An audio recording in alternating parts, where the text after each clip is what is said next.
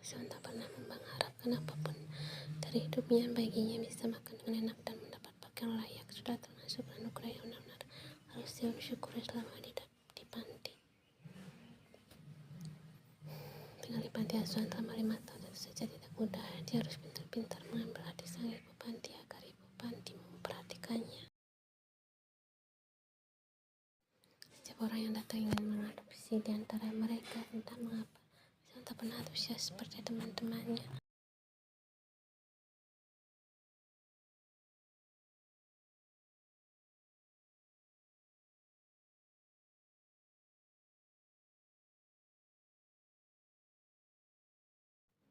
Ibu panti selalu berpesan padanya jika ada tamu ingin mengadopsi, semua anak-anak harus berkumpul di suatu tempat. Namun Sean pada itu memilih pada pohon besar dengan tangannya memeluk boneka beruang berukuran sedang. Boneka itu katanya peninggalan sang ibu. Sebelum menaruhnya di panti asuhan dia tak pernah melepaskan boneka beruangnya.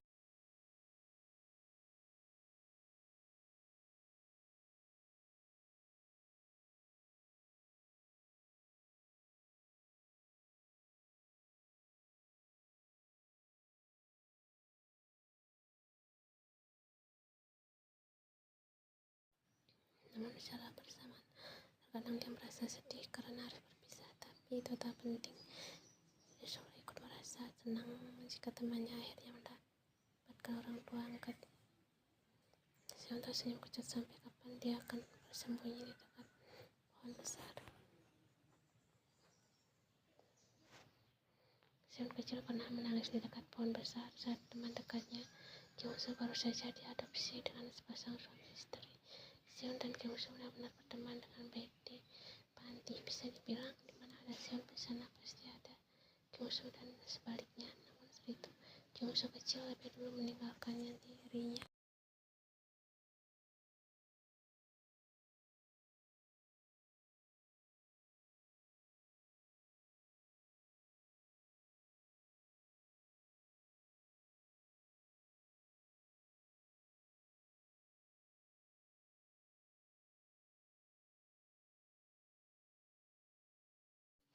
Di saat itu Seon tak pernah mau berteman dekat dengan orang lain, padahal dulu saat dirinya dengan Kyung-soo masih bersama, Kyung-soo selalu menasihatinya bahwa berteman itu sangat perlu karena pada dasarnya manusia tidak mungkin hidup sendiri. Sampai pada hari dimana sebuah tangan kecil tiba-tiba saja menariknya dari pinggir pohon besar itu. Musim salju, Seon akan terus mengingatnya dan menjadi musim paling dia sukai setelah kejadian itu. Saat itu seorang gadis kecil datang menghampirinya, lalu tiba-tiba langsung menarik tangannya.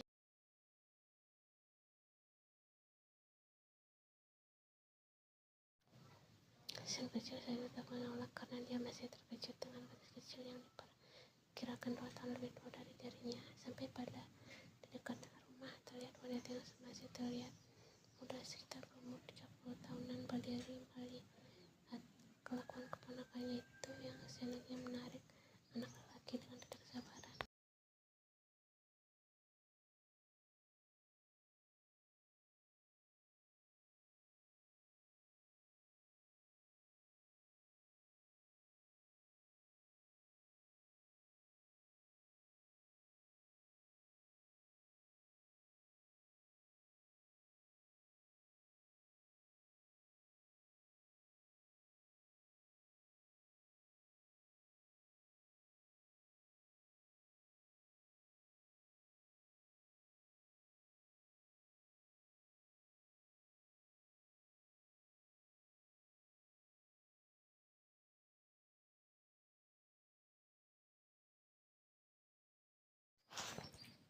Entahlah kenapa orang tua tak meninggalkan nama ibu panti pun tidak ada inisiatif untuk membuatkan nama untuknya.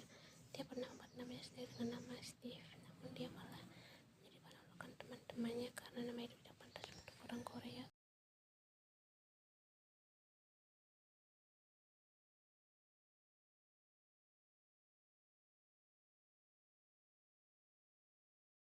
Sean kecil satu malu dan dia benar-benar putus asa dengan namanya sendiri, dan alhasil dia menerima panggilan temannya yang memanggilnya dengan sebutan albino walaupun terdengar seperti mengejeknya. Seon namanya Seon lebih bagus kan namanya dari kecil tadi langsung menyelanda mulutnya langsung berucap itu. Dia lupa bahwa sebelumnya dia pernah bermimpi menaiki kuda bersama lelaki tampan bernama Seon di mimpinya.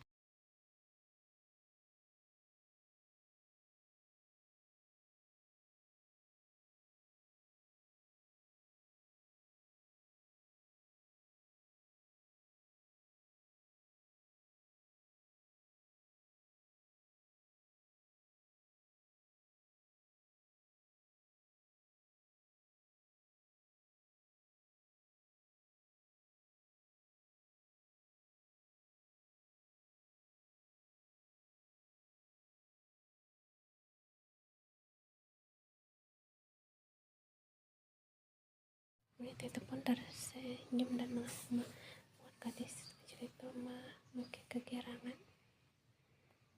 Ya akhirnya jangan lupa punya teman kan nanti saat aku bermain di tempat paman dan bibi akan betah dan aku ngajak pulang ke rumah. Terus wanita yang dipanggil bibi itu pun terkekeh melihat kelakuan keponakannya itu.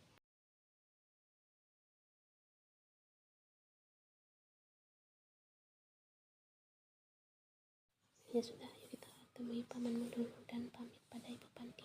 Ucap wanita itu menunduk tangan keponakannya. Mereka menghampiri pamannya yang sedang mengobrol dengan ibu Panti terkait pengadopsian anak. Kau sudah memilih lelaki yang diketahui suami dari bibinya itu pun bertanya pada bibinya yang hanya dijawab dengan anggukan oleh sang bibi.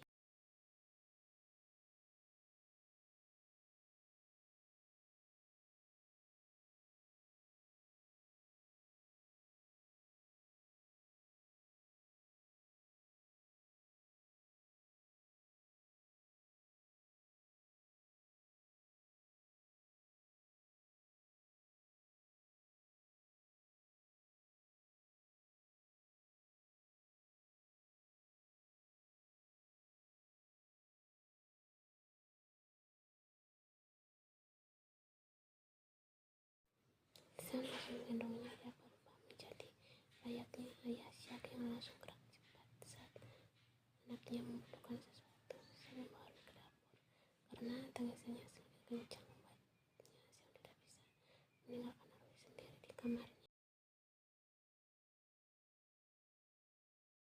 Dia memanaskan botol yang berisi ASI untuk Arwi minum. Seon tak memberi susu formula yang menurutnya tidak lebih baik dari minuman ASI. Dia membelinya di rumah sakit karena rumah sakitnya pun menyediakan banyak ASI yang dihasilkan oleh donor ASI untuk bayi yang membutuhkan.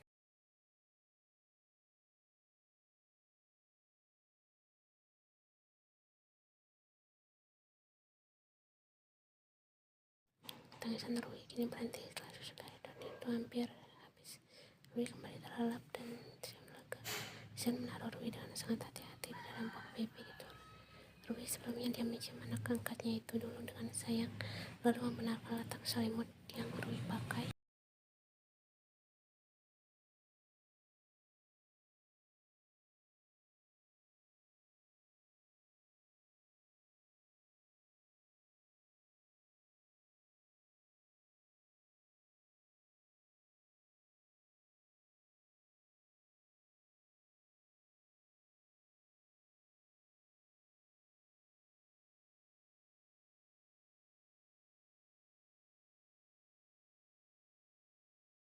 Ma berjanji pada Dedi, berjanji menjadi wanita cantik dan kuat. Jangan bersedih, karena ibumu sudah meninggalkanmu. Kau masih memiliki Momi yang juga sayang padamu. Jadi jangan bersedih. Aduh, walaupun kau bukan anak kandung Dedi, tapi Dedi tetap menyayangimu. Kau harus tahu itu, dan Dedi tidak akan membiarkan orang lain menyakitimu. Kau pegang ucapan Dedimu ini. Dedi menyayangimu, Rui. Oh, Rui cantik.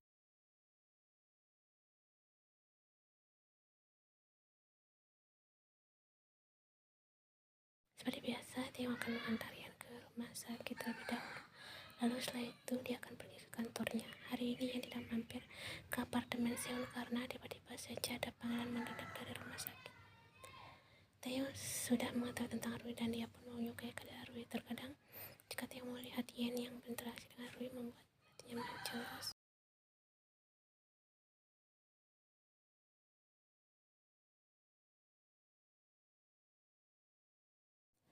Hubungi aku jika terjadi sesuatu. Pesan Tiong yang keluar dari kuda besi milik suaminya. Bukannya apa-apa, Tiong berpesan seperti itu karena sudah 3 hari ini Yen mengeluh sakit di daerah perutnya dan itu membuat Tiong khawatir.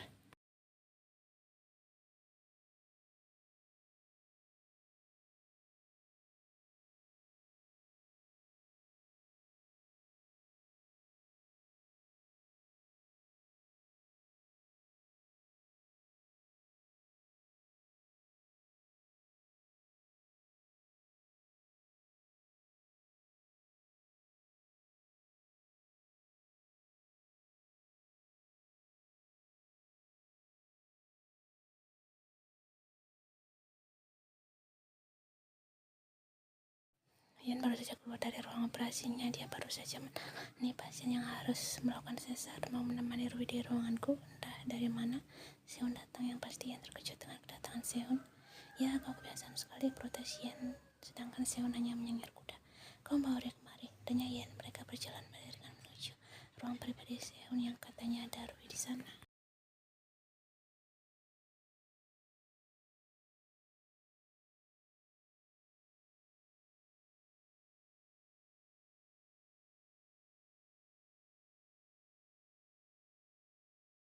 Yen memijing galak, ini yang pertama dan terakhir. Seon, aku tidak mau jika Rui kau ajak ke rumah sakit. Kau tahu sendiri, di sini banyak orang yang sakit. Bagaimana jika nanti Rui tertular? Jangan mentang-mentang kau seorang dokter. Aku tidak mau jika terjadi sesuatu pada Rui.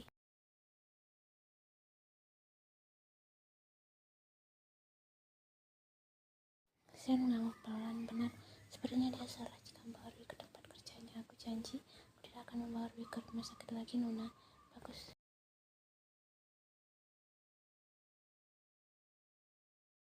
Dia menganggukkan kepalanya. Setelah itu dia lebih dulu masuk ke dalam ruang pribadi Seon dan meninggalkan Seon di belakangnya. Benar saja, di sana sudah ada Rui yang sedang tertidur pulas. Entah sejak kapan ruangan Seon ada bau baby.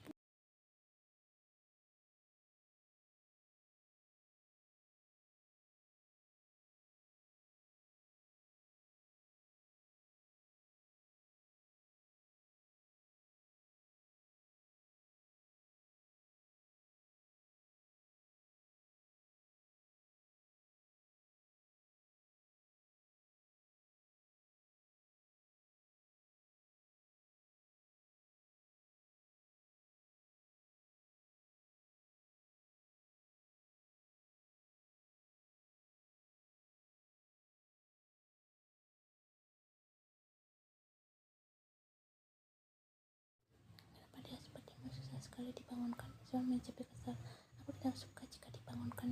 Ya, cepat bangun, Mami ingin bermain denganmu. Yang tidak menyerah, dia terus saja menculik-culik pipi gembul Rui.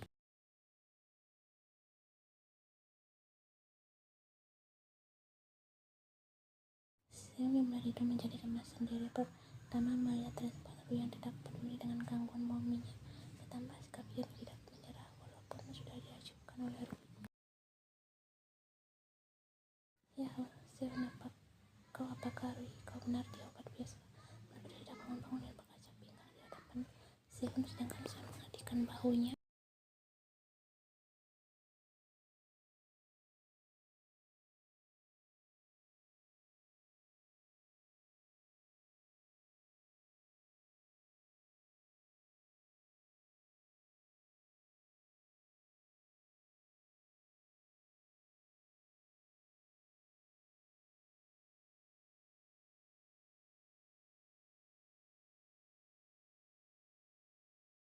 Kau hanya akan bangun jika dedemu yang membangunkanmu.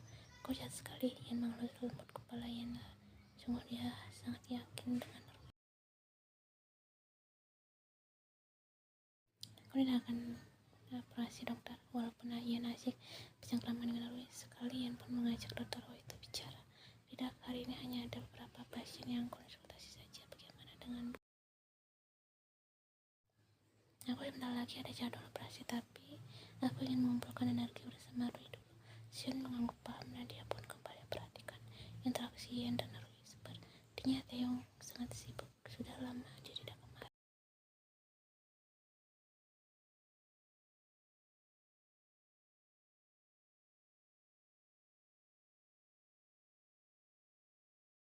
Sementara dia sangat sibuk sekarang. Waktu itu aku bertemu dengan Taeyong di depan ruang UGD. Apa kerabat Taeyong ada yang sakit? Yan menoleh. Tatapan bingung pun menjadi jawaban atas pertanyaan Seon. Mana mungkin, setauku tidak ada. Mungkin kau salah lihat. Tidak mungkin, Nona. Aku melihatnya dengan jelas saat aku ingin mengambilnya. Dia langsung menghampiri Dr. B dengan wajah panik. Jadi aku tidak jadi menghampirinya. Jelas Seon, dan seketika pikiran yang pun berkelana kemana-mana.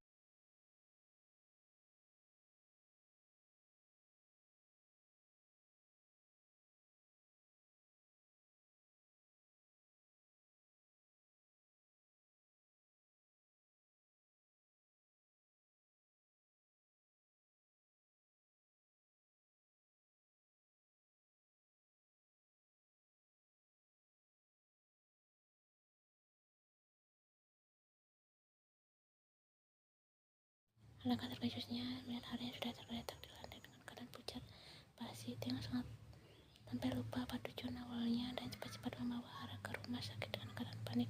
Mohon Ara, kali ini aku tidak ingin dibantah.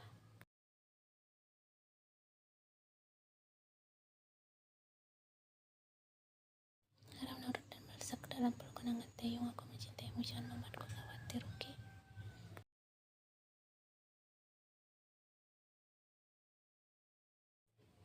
Yan menunggu Taeyong di depan lobi rumah sakit. Taeyong bilang jika dia belum menjemput tidak diperbolehkan pulang, dan alhasil Yan pun menunggu Taeyong yang katanya ingin menjemputnya. Tapi ini sudah lewat 1 jam dia menunggu. Bahkan para suster yang berganti shift kini sudah datang.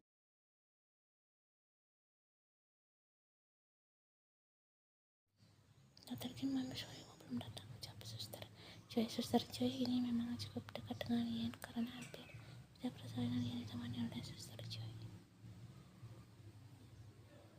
Mungkin benar lagi, pasti jalanan sedang macet. Ini waktunya pulang kerja. Jika kau lupa. Yan tersenyum dan suster Choi pun begitu.